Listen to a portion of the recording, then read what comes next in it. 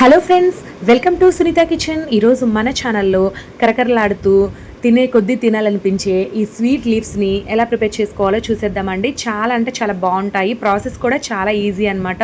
ఇప్పుడు తయారీ విధానాన్ని సింపుల్గా చూసేద్దాము. ముందుగా అయితే ఒక మిక్సింగ్ బౌల్ తీసుకొని అందులోకి 1.5 కప్పు వరకు మైదా వేసుకోవాలండి. దీన్ని మీరు హెల్తీగా చేయాలనుకుంటే గోధుమ పిండి అయినా వాడుకోవచ్చు. ఇందులోకి చిటికెడంత ఉప్పు, అలాగే 1 టేబుల్ స్పూన్ వరకు వంట నూనె వేసుకొని ఒకసారి బాగా కలపాలన్నమాట.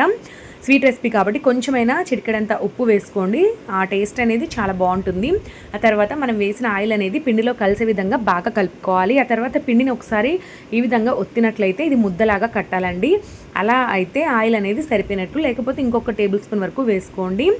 ఇప్పుడైతే ఇందులోకి నార్మల్ వాటర్ని కొద్ది కొద్దిగా వేసుకుంటూ పూరి పిండికి ఏ విధంగా అయితే మనము పిండి కలుపుకుంటామో ఆ విధంగా మెత్తగా కలుపుకోవాలి.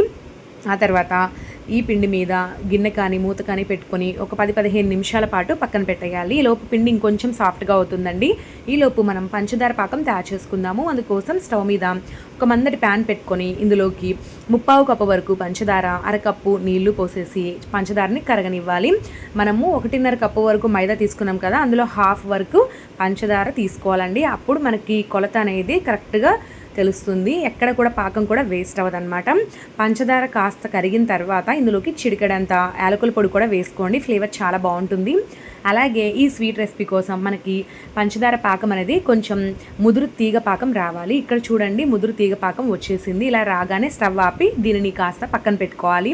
ఈలోపు మనం ముందుగా తడిపి పెట్టుకున్న పిండి అనేది బాగా నానిందండి. దీన్ని మరొకసారి 2-3 నిమిషాల పాటు బాగా ఒత్తుకొని ఆ తర్వాత ఈక్వల్ పార్ట్స్ కింద డివైడ్ చేసుకోవాలన్నమాట. అంటే చిన్న చిన్న చపాతీ ముద్దల్లాగా చేసుకొని ఒక్కొక్క దాన్ని ఒక్కొక్క చపాతీలాగా చేసుకోవాలి. ఆ చపాతీ చేసుకునేటప్పుడు కూడా మీకు వీలైతే రెక్టాంగులర్ షేప్లో రావడానికి ట్రై చేయండి. ఒకవేళ అలా రాకపోతే రౌండ్ షేప్లోనే చేసుకొని ఆ తర్వాత రెక్టాంగులర్ షేప్లోకి కట్ చేసుకోవచ్చు. నేనైతే డైరెక్ట్గా రెక్టాంగులర్ షేప్లోనే దీన్ని రోల్ చేస్తున్నాను అనమాట. చూస్తున్నారు కదండి, నేను చెప్పేదానికంటే కూడా మీరు చూస్తేనే ఇంకా బాగా అర్థమవుతుంది. ఈ విధంగా తయారు చేసుకున్న చపాతీని మధ్యలో అడ్డానికి ఈ విధంగా మనము నైఫ్తో కట్ చేసుకోవాలన్నమాట. ఏదైనా పిజ్జా కట్టర్ ఉంటే చాలా ఈజీ అవుతుందండి ప్రాసెస్, లేదంటే నైఫ్తో అయినా సరే కట్ చేసుకోండి. ఆ తర్వాత అటు ఇటు కొంచెం వాటర్ అనేది అద్దుకొని ఆ తర్వాత ఈ విధంగా ఫోల్డ్ చేసుకోవాలి. చూస్తారు కదా, వీడియోలో చూపించిన విధంగా చేసుకోండి. ఒక అందమైన ఆకు రూపంలో వస్తుందన్నమాట.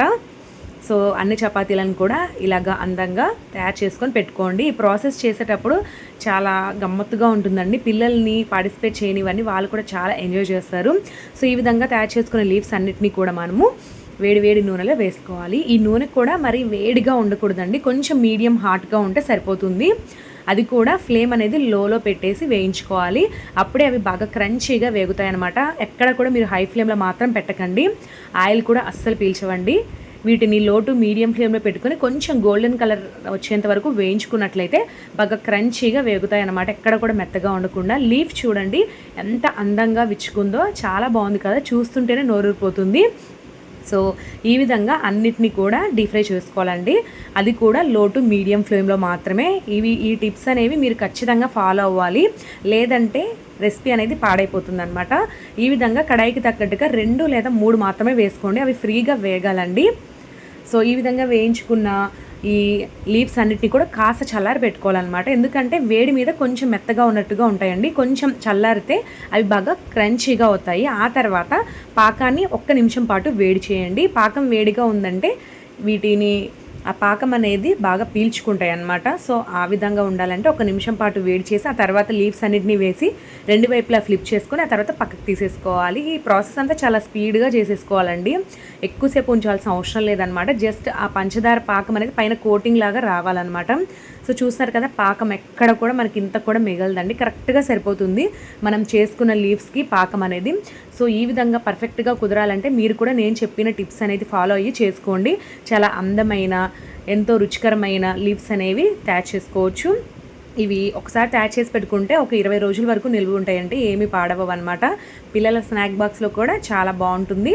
ఈ రెసిపీ చేసేటప్పుడు కొంచెం ఓపిక అవసరం అండి. పిల్లల్ని ఇందులో పార్టిసిపేట్ చేసుకుంటే కనుక వాళ్ళు కూడా చాలా బాగా ఎంజాయ్ చేస్తారనమాట. సో చూస్తారు కదా, ఇలాంటి అందమైన ఎంతో రుచికరమైన లీవ్స్ మీకు కావాలంటే ఒకసారి ట్రై చేయండి, మీకు కూడా బాగా కుదురుతుంది. ఈ రెసిపీ మీకు నచ్చినట్లయితే వీడియోని తప్పకుండా లైక్ చేసి మీ ఫ్రెండ్స్ అండ్ రిలేటివ్స్కి వీడియోని షేర్ చేయండి. Thank you for watching.